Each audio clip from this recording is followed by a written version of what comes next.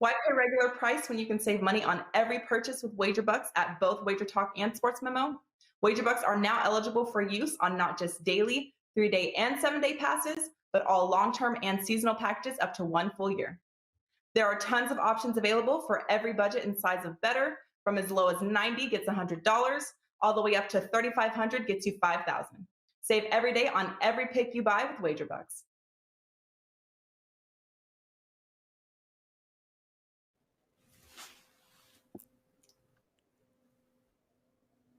All right, guys, welcome in. Happy Thursday to you. Can't believe it. October the 7th, week 6 here of the college football season, and we've got 4 games on tap. We're going to break down for you, dive in, and, of course, we're going to do it with UC at 3 of absolutely the finest college football handicappers at WagerTalk.com. Tony Mejia, Teddy Covers in the house, and a Thursday crew. Who else hitting cleanup than Mr. Dave Cokin here, guys? Exciting stuff right around this time of year in college football. Looking forward to talking about these 4 games. Tony Mejia, my friend, I know you're always excited right around this time of year. You got NBA coming up. You're pulling your hair out. I can see it. But what do you got going on at Wager Talk right now, college football this weekend? Well, college football, I've got a package up for Saturday, and it'll be filled with a bunch of games because I really like this card this week, and I've been high volume last few weeks now that I've settled into a rhythm. And tonight I've got a 3-pack up, including a 4% play in that Coastal Arkansas State game. It's an international soccer day. Mali's up 3-0 right now, and that's a 4% play, so that's looking good. Biggest upset in the world happened a few hours ago. Central African Republic defeated Nigeria straight up. That was plus 2,000 on the money line. And then obviously we got the NFL, MLB playoffs, little WNBA playoffs yesterday was exciting. So yeah, the sports is off the hook right now, which is great. That's the time of the year here, Teddy. I know you're excited too. I know we got NBA coming up, my friend. College hoops before you know it. But in the meantime, we got baseball, and of course we got week 6 college football, my friend. You're continuing to rock and roll. Tell us what you got going here this weekend. Yeah, it's been a real good run to open October, 80% across sports this month heading into the weekend. The football's been real good, NFL and college both 62% or higher full season numbers. The baseball's been real good. So right now I don't even want basketball to start.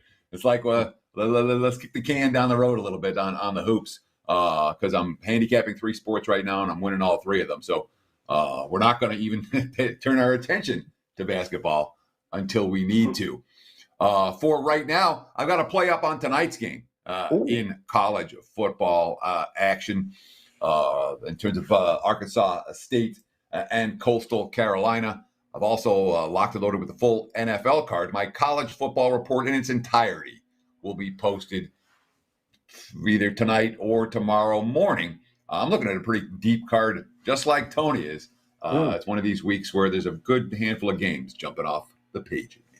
Yeah, absolutely. And, I know it's hard to believe the other sports are starting to come around. But, Dave, I know you got an NHL best bet already up, ready to rock and roll there at your page at WagerTalk.com. What else you got in store for us this weekend? So the NHL play is an over and under points prop.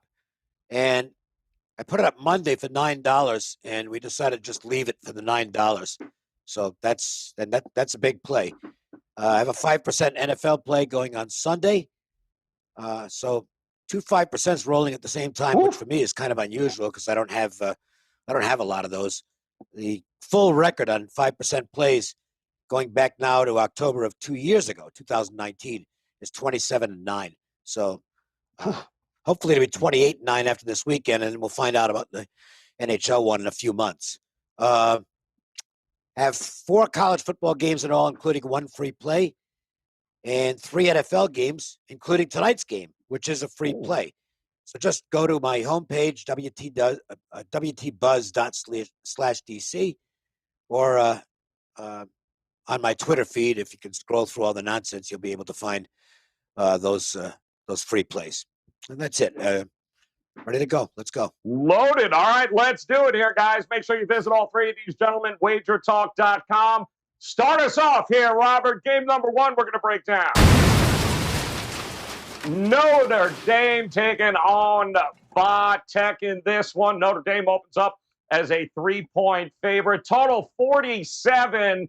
And boy, just a tough spot here, Tony Mejia, for Notre Dame. You're trying to lick your wounds, and Blacksburg's not exactly a great place to go and try to figure things out here on the road. What do you think we're going to see from Notre Dame this week?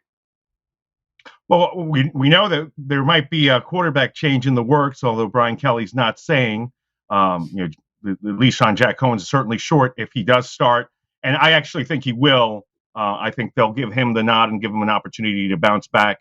Considering he did play well against Wisconsin, and then just didn't get it done against Cincinnati, and then his backup played much better. There was a sentiment that he should have been in there the whole time, but that's a little cold considering.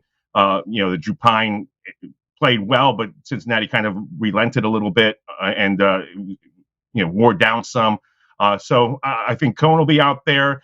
I predicted regression for Notre Dame this season. That Toledo game should have been an L. I think it's on the Rockets that they blew that game because they should have settled for the last second field goal instead of scoring too quickly. The FSU game at the beginning, Notre Dame outplayed them, but almost lost that game with the second half collapse.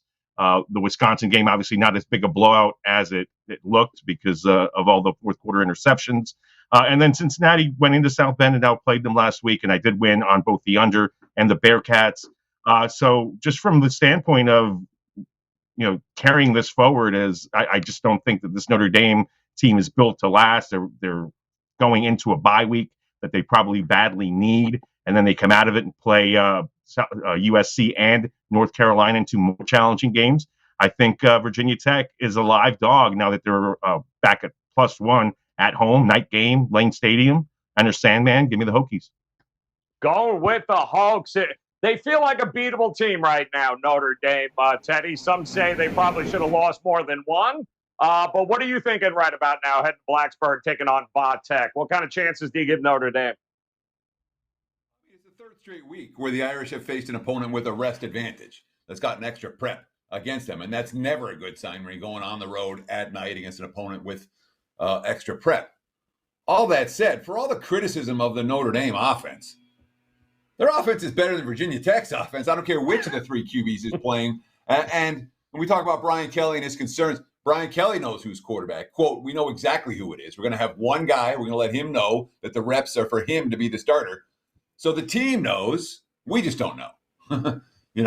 Brian Kelly, quote, we feel like we've got a team that can win the rest of its games, and we want to be able to put the quarterback out there that we believe gives us the chance to do that. I know it's a young offensive line for the Irish, and I know they haven't put up huge offensive numbers in the majority of their ball games. All that being said, when you grade out Virginia Tech's offense versus Notre Dame's offense, there's no comparison. All right, the Hokies are the ham and eggers, and the Irish are the team that can put the biscuit in the basket. Braxton Burmeister is not a good quarterback. Doesn't matter, which quarterback Notre Dame goes with. Burmeister, he doesn't have a strong arm. He doesn't throw the ball down the field. He's tough. He's athletic, but I don't know that this is one of these QBs who's meshing with the offense that he's running right now. For me, I lean Irish and I lean under. It does feel like yet another defensive scrum for the Virginia Tech Hokies, who've been a pretty good under team thus far. 4-0 to the under in their first 4 games. Yeah, good point there. And Dave, what kind of shot do you give the home dog here for the upset altogether? Kind of along the same lines with Teddy on this game. Notre Dame's offense isn't very good.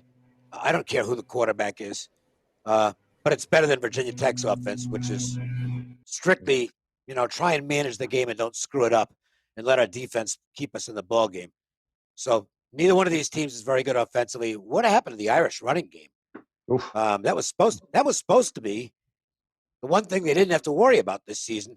All right, we'll see what happens at quarterback and getting the ball downfield to a less than glittering array of receivers. But they've got a running back that's supposed to be one of the best guys in the country. Just tells you how important the offensive line is. They're just not getting holes for him. And Notre Dame hasn't been able to run the ball. Virginia Tech's offense is strictly pedestrian. It begins with the quarterback, and goes out from there. Defense is above average. Notre Dame's defense is still quite good. I think the atmosphere does favor Virginia Tech. I made the line 1 with Notre Dame favored, so really not much there. If I had to play this, I'd go under. Not expecting much out of either offense. The two defensive units are the two best units on the field. Yeah, it's going to be an interesting one, guys. In Blacksburg, get ready for that one. Notre Dame, can they bounce back? Talking about bouncing back, a couple of teams here in the Texas area. Hit it, Robert. What do you do with TCU and Texas Tech here, Teddy? Injuries, the main concern, I guess, with Texas Tech, right? 63.5 is an open. TCU -1 as an open. That's fluctuated a little bit here, but I don't know. How much faith do you have here in this Texas Tech program at home to get the job done? Not much. Yeah. I'm honest. I mean, in theory, this is a TCU spot, all right? Off the back-to-back losses. And again, they had Texas on the ropes last week, and they made a bunch of mistakes in that game and kind of let them get away. Against SMU the week before, another game in which Gary Patterson, lamenting his team's mistakes, not their talent level, but the mistakes they made in game. And those are the type of things that, in theory, are supposed to be correctable. Interesting scenario when it comes to the offensive coordinator story for this. Of course, we have Sonny Cumbie, the former Texas Tech quarterback, who's now the Texas Tech OC, who used to be the TCU OC under Gary Patterson. Who has the edge there? This is what Patterson said, quote, "It's probably more of an advantage for him than it is for us because he's there and you're doing something different with a different head coach. You see the similarities to what they do and how they do it, but it's probably more advantage because we haven't changed as much as what they probably changed. And you have different people giving input to their offensive continuity." So the bottom line is there's something perhaps to look at in that scenario. I mean, we're looking at Henry Colombi as the quarterback now for the Red Raiders as opposed to Tyler Shuck. And Shuck was okay, and Colombi's okay. I don't think there's a huge difference. Patterson talking about the two QBs, quote, "They ran the same stuff. They call the ball game to win with defense. They play good defense. They move the football and hold it." So, I mean, this game is priced near pick'em, and deservedly so. I think Texas Tech's 4-1. They're winning games. Perhaps they don't deserve to win. The West Virginia game last week, they kind of stole, in a sense. Minus yardage, minus turnovers, and found a way to win it. And that tends to be a good sign for young teams. But that game against Texas, where the Longhorns just ran the ball down their throats, it still stands out to me because that's something that TCU may try to do here, and they may be effective at it. So not a game I'm going to play. Slightest of leans, perhaps, to the Horned Frogs.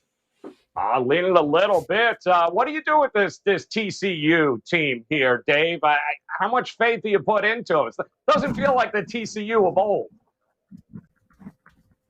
It's not. I think the bloom's off the rose for Patterson. Now, he's had a great career, but TCU hasn't been exactly sensational the last few years. I've always liked going against teams as road favorites if they can't stop the run. And TCU definitely qualifies on that count. Take out the game against Duquesne, FCS team, and they're giving up 252 yards per game on the ground. That's really bad. They also aren't getting much pressure on opposing quarterbacks. So that sounds like a bad defense, and it kind of is. So that points to Texas Tech. Red Raiders, look, they're not real good, but they're improving under Wells. Shrug is out, but Colombi's been with Wells forever. This is his 4th year with Wells because he was with him at Utah State, where he played frequently when Jordan Love was on the sidelines injured. And he obviously played some here last year and now this year. He's a game manager. He's not going to win you a lot of games, but he's experienced enough and savvy enough. I mean, I've heard from more than one person, no, this guy's a future coach. So smart kid. So he's serviceable. I'm more worried actually by the apparent absence of Texas Tech's best wide receiver. There aren't many explosive players on the Texas Tech roster, and he's one of them. And I'm seeing questionable or out for him this week. So that being the case, I went with out. But despite those absences, I made Texas Tech the favorite here. I'm just unimpressed with TCU, and again, this is something that maybe I weigh more heavily than most people, but teams that can't stop the run, they have trouble as road chalk, and I think TCU will have trouble as road chalk here. I like Texas Tech in this game. I'm liking Texas Tech. They've actually been really good here as a home underdog as of late there, Tony Mejia. It is, I do believe, TCU's first road game here. They're 0-4 against the number. Haven't cashed the ticket yet for anybody. How do you approach this game here? Flip them? I mean, no, I think I favor TCU. I think they're slightly more talented. That Eric Ezukama news broke late that he would miss that West Virginia game, and it broke too late for me to make a move on it. Otherwise, I would have been all over West Virginia, and that would not have turned out well. So it was really a gutsy win without Shuck, without Ezukama, to take down a talented West Virginia defense that doesn't do much offensively, but Letty Brown runs the football. This is going to be a different game. Interesting stat here is we all know TCU has owned Texas historically. They beat them 4 out of the last 5 years. I think it was 6 out of 7. And, they couldn't stop Bijan Robinson, so they lost this past week. Well, the Horned Frogs had won 4 out of 5 against Texas and then immediately dropped the next game after that. Didn't matter who it was, every time. And their only win in the last 5 years after facing the Longhorns came after the only loss. So for whatever reason, I think that translates. Zach Evans is going to touch the football a lot, certainly not 35 times. If you believe Gary Patterson, considering he basically chastised Steve Sarkisian for using Robinson that much. But Evans, one of the most talented running backs in the country. Columbi, more of a game manager, like Dave said, more of a guy that's going to extend drives with his legs. Don't really trust his arm. Certainly don't love the fact that Ezukama is not going to play. So you're going to have to beat TCU by getting little chunk plays and extending drives. TCU is probably going to look at that film and see how many tackles they missed and play better on the road. It is their first road game. That is disconcerting. It is at night. But I favor TCU on talent alone to get the job done. I like Max Duggan more than I like Columbi. I like the depth on their defensive end a little more than I like Texas Tech's. And again, if Tyler Shuck was in this game, I respect his dual threat ability a little more than Columbi. Columbi more of a runner. I don't like running quarterbacks that can't pass because they can't get you back in the game if you're down late. So give me TCU as a slight favorite. All right, lean in TCU. Well, we're going to head and keep it actually in the Big 12 here. Let's see what we got. How about it? West Virginia taking on Baylor. 11 a.m., I believe. Early start for this one in Waco there. We've got -3. Baylor opening up as the favorite. 45 as a total here. And Dave, I'll come to you. It just feels like these two teams have played a little bit different schedules. And while Baylor's getting a lot of credit, beating up on Kansas, I believe, and Texas Southern padding those stats, it feels like the wrong team is favored here as well. What do you think? Oh, I don't think the wrong team is favored. I think Baylor should be the favorite in the game. I don't see why they wouldn't be. But the matchup might favor West Virginia because we just talked about a TCU team that cannot stop the run, and it's getting them in trouble. 252 yards per game on the ground is horrible. West Virginia is really good stopping the run. That's the strength of the team. It's the defensive front. It's good. The other elements on West Virginia aren't so good. Nice comeback last week after falling way down to Texas Tech. They did come back in that game. Then they found a way to lose it anyway. And it's just the quarterback. He's a mistake waiting to happen. Doji's a guy who I think from the very outset it was thought to be, wow, this is going to be a guy who's going to be a good college quarterback. Really just hasn't come together for him. And he has a tendency to make mistakes at the worst possible time. When he's a guy, when he gets under pressure, he has a tendency to rush things and turns into a college version like Jameis Winston, where he'll just try and do too much and will not throw the ball away or will not take a sack. He'll try and complete that pass that it's a low risk, high reward type of thing, or excuse me, a high risk, low reward type of thing. And I guess that's just who he is. And it's why I have trouble getting behind this West Virginia team, because I think overall they're the slightly better team here. Baylor's greatly improved from where they've been. And it looks like Charlie Brewer left the Utah squad. Maybe they're better off without Brewer at Texas, at Baylor as well. But I think West Virginia is a slightly better team. If I had to go with this game, I'd go with the Mountaineers. But I'm just not comfortable doing so because it figures close. And unfortunately, it sounds like I'm ripping the guy. I guess I am. And when it's close, the Mountaineers quarterback has a tendency to make that game-changing mistake late. And so all it is for me is going to be a lean on West Virginia. All right, Teddy, let me come to you here. What do you how much faith do you have in Baylor? At home, 11 a.m. early start here. What do you think? I have no faith in Baylor, and I'll talk about that in a minute. But what's the most important thing about this game is that right now it doesn't matter which side you like. If you like West Virginia, you can find a -2.5 with West Virginia, or +3 with West Virginia. If you like a Baylor, you can find a -2.5 with Baylor. And that split line, it exists sometimes on Thursdays or Wednesdays. It's not going to be there tomorrow. It's not going to be there on Saturday. And we spend a lot of time talking about handicapping skills and breaking down games, but simple betting skills. When you want the favorite, find a 2.5. If you want the dog, find a 3. And both of them are widely available right now. So whichever side you like, you can get the best of the number right now. That may not be there. As for the actual handicap of the game, look, Dave's point about West Virginia's run defense is real. West Virginia is blowing up the line of scrimmage defensively. They're going up, 88 yards a game on the ground, 2.5 yards per carry. Both those, I believe, top 10 in the nation. Baylor, I don't trust Gary Bohannon without a running game. All right. And, even the win against Iowa State, which is the signature win this year for the Baylor Bears, comes with 6 asterisks, and had the game gone 5 more minutes, they wouldn't have won.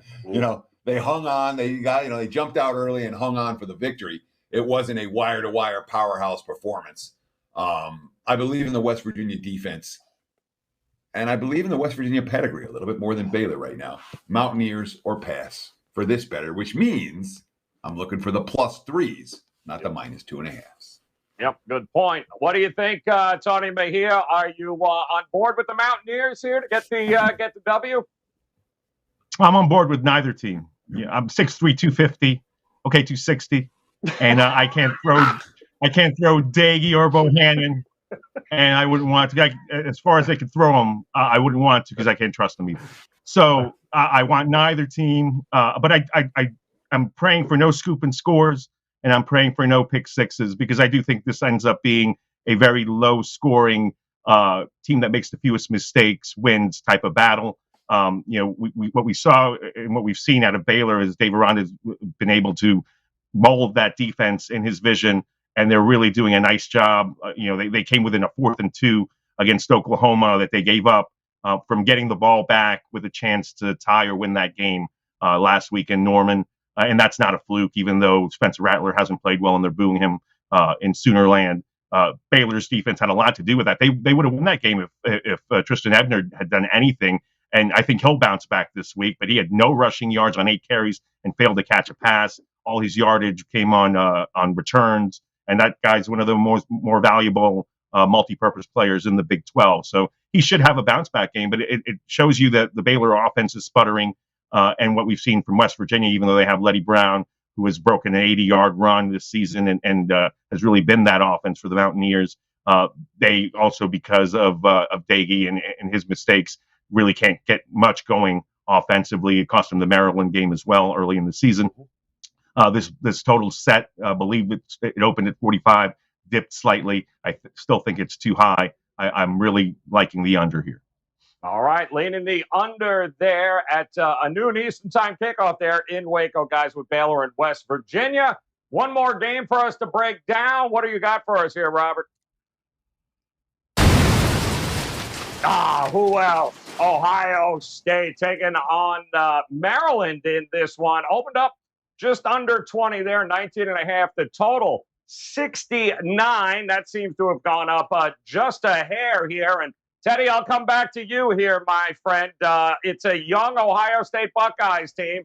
Do you trust the defense here? Do you think they've begin to put things in the right direction here defensively for Ohio State going up against Maryland?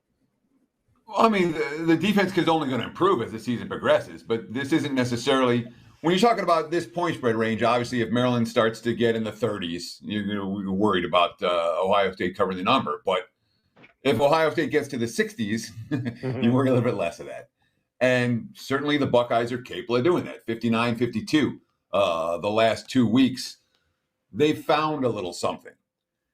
And again, when you read the Mike Locksley quotes, quote, the key is in road games like this is to get it to the fourth quarter. When you do that, anything can happen. And he's right. If they can get this game competitively in the fourth quarter, anything could happen. But series history is meaningful. Say, hey, can this program hang with this program? And Maryland's lost by at least 3 touchdowns 5 times in the last 6 meetings. 3 of those have been decided by 48 points or more, non-competitive blowouts. We saw what happened when Maryland started to make mistakes last week. At home, biggest game they've had, and they just turtled. It was over. It was over before halftime. Do you trust them? Do you trust the mental makeup of the Maryland Terrapins to take punches at the horseshoe and punch back? I don't trust them. So it's Ohio State or pass for me. And again, it's a Buckeyes team that failed to cover numbers early in the season. Big time. Beaten at home by Oregon. In a battle with Tulsa. In a battle with Minnesota. Well, there may be value moving forward on Ohio State because of that. This offense is going to put up points in this ballgame, and I don't think the Terps can trade touchdowns with them. Ohio State or pass for this better. Good point there. Dave, we talked about it a little bit earlier in the week. Dante Demas, you lose the number 1 receiver in the Big Ten on your team. He's out. Are you going to score enough to even keep this close? That's a big loss. He's the best player on the Maryland team, not just receiver. He's the best player on that team. He's the one guy, if he's healthy. He's a first-round draft choice, in my opinion. I don't know what it's probably cost him some money, this injury. That's showbiz. But assuming he recovers, whoever gets him in the NFL gets a dynamic wide receiver that's going to, I think, be a star at the next level. And Maryland doesn't have a lot of those guys. Maryland now also has, I know the idea is just to flush what happened last week against Iowa down the toilet, pull the lever, that's it. See you later. We just had a bad game and forget it. That's easier to do. That's easier to say than to do. They got the living snot knocked out of them in that game by Iowa. And they did make a ton of mistakes. And even their defense. Iowa's not exactly an offensive on that football game. That's not a great sign for Maryland going into Columbus. And the Ohio State team that's on the field now, the names are the same, but they bear little resemblance to what we saw in the first few weeks of the season. This Ohio State team, I'm sure they would love to have another opportunity to play Oregon because they beat them. Okay, this team's grown in the last few weeks. Day is one of the better coaches in the country. I think the only shot for Maryland here is to maybe sneak in and cover a spread against an Ohio State team that might not be real fired up for this game. They know they're going to win, okay? And those can always be spots where it's tricky to lay 21. They've got bigger games coming up. I think if you wanted to lay the points, you probably missed the number already. There's still some 20.5 out there. I think it's got to get 21. Buckeyes are nobody for me as well. I'm right along the lines of what Teddy Covers just said. I think there's only one side I could play in this game.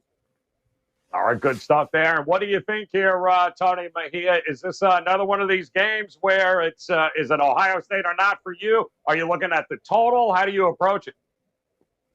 I mean, it takes two teams to get an over 70. So I have no interest in the high side there. Demas being out really is going to affect Taulia Tagovailoa's ability to bounce back.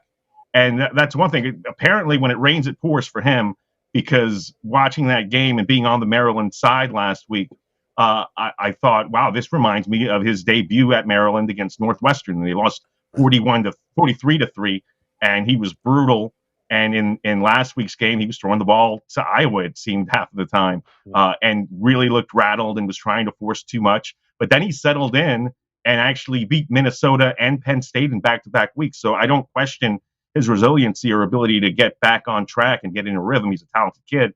But without Demas, it's going to be very difficult. They do have another talented receiver in Raheem Jarrett, who now steps up to the number one. We'll see if with defenses shading coverage to him, how that affects him, because he's a much younger guy than Demas and kind of relied on him to get that attention and settled into being the number two. I think the knee injury for Demas is significant enough to where he should probably come back to Maryland as opposed to sacrificing money and going pro immediately. I think that's going to work for SMU's Reggie Roberson, who broke his leg last year and is now back at SMU, and they're undefeated.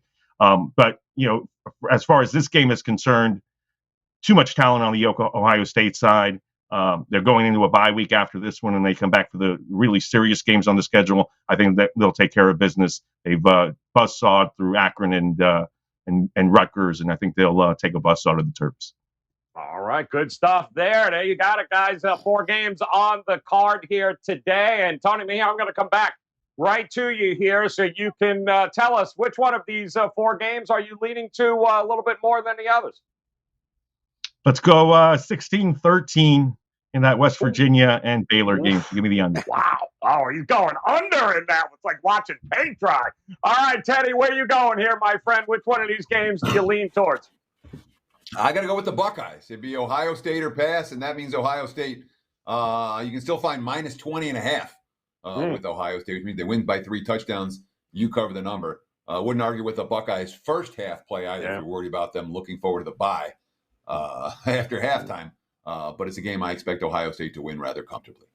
Yep, pretty impressive what they did to Rutgers last week. And Dave, how about it? Which one of these games you leaning towards a little bit more than the others? Well, if Texas Tech is able to run the football, it takes the burden off the backup quarterback, who, again, he's very experienced, but he's just basically a game manager in Columbia. Texas Tech has one good running back.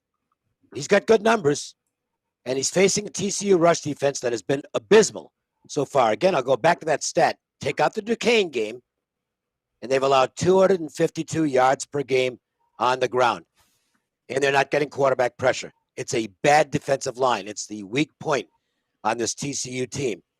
I think Texas Tech can exploit that, and I like the Red Raiders to win this football game.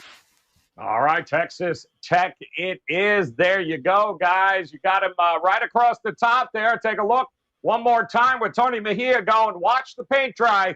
Baylor under 44.5 against West Virginia. Teddy says Ohio State or not for him.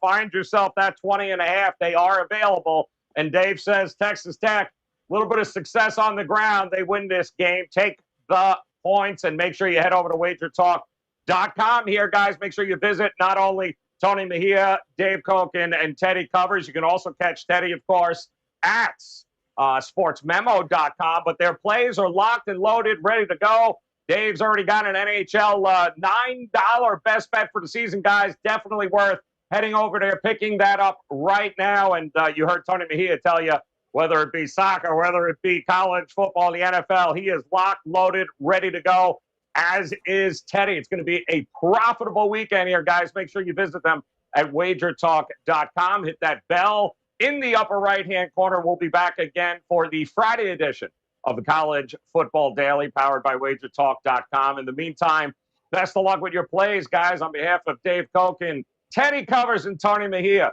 we'll talk to you again tomorrow. Good luck. Why pay regular price when you can save money on every purchase with WagerBucks at both WagerTalk and Sports Memo? WagerBucks are now eligible for use on not just daily, 3-day, and 7-day passes, but all long-term and seasonal packages up to 1 full year. There are tons of options available for every budget and size of better, from as low as $90 gets $100, all the way up to $3,500 gets you $5,000. Save every day on every pick you buy with WagerBucks.